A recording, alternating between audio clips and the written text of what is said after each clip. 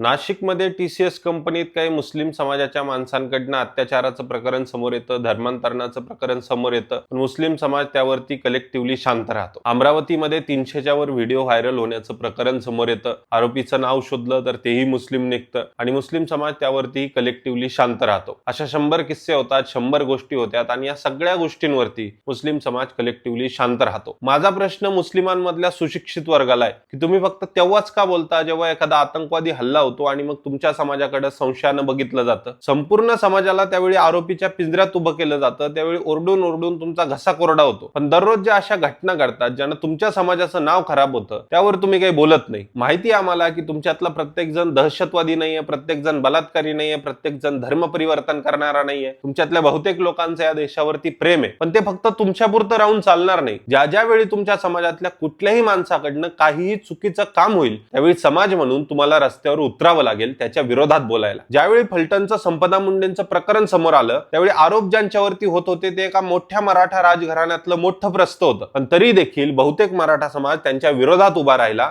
फक्त आरोपांच्या बेसिसवरती. इथं धडधाकट पुरावे तरी सुद्धा तुम्ही बोलत नाहीत. आता मागच्या काही महिन्यात छत्रपती शिवाजी महाराजांच्या स्मारकावरनं मराठा धनगर, मराठा वंजारी आणि वेगवेगळ्या जातींमध्ये वाद लावण्याचं जे प्रकरण समोर आलं, शेवटी तपासात कळालं की षडयंत्र करणारी माणसं ही मराठा समाजाची होती. त्यांना काय पाठीशी घातलं नाही समाजाने. तुमच्या शांत राहिल्याने होतंय काय? काल जी 100 माणसं तुमच्या बाजूने बोलत होती आज तो आकडा 50 वरती आलाय. 4-5 वर्षात तो आकडा 10 वरती जाईल. काही वर्षांनी कुणी बोलणार नाही तुमच्या बाजूनी. त्यावेळी हे रडगाणं करू नका की आम्हाला कुणी समजून घेत नाही, कारण ज्यावेळी परिस्थिती समजून घेण्याची गरज होती त्यावेळी समाज म्हणून तुम्ही शांत राहिलात हे लक्षात असू द्या. बरं, तुमच्यातल्या बहुतेक लोकांचा तर या गोष्टीशी काही संबंध पण नाही. आहेत ना माझेही मुस्लिम मित्र आहेत, शिवजयंतीला येतात, गणपतीला येतात, प्रत्येक सण उत्सवात येतात, यात्रेला येतात, अभिमानानं येतात, मराठी माणूस म्हणून येतात. मला अभिमान आहे त्यांचा. मला अभिमान आहे सातारच्या त्या मुस्लिमांचा जे देवीची ज्योत घेऊन येतात. मला अभिमान आहे आळंदीच्या त्या निसार सय्यद दादांचा जे माऊलींच्या जवळची इंद्रायणी साफ करत असतात. मला अभिमान आहे त्या तमाम मराठी मुस्लिमांचा ज्यांच्या नसानसामध्ये हा महाराष्ट्र धावतो, हा भारत देश धावतो. पण तो अभिमान वैयक्तिक स्तरावर राहून आता चालणार नाही. माझी कळकळीची विनंती आहे शिकलेल्या सामंजस्य समृद्ध मुस्लिम बांधवांना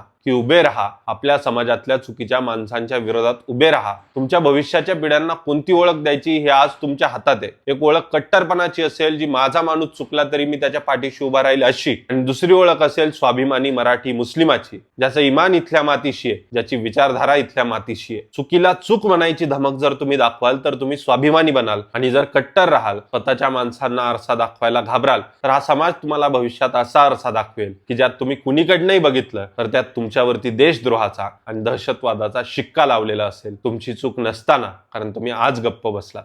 जय महाराष्ट्र.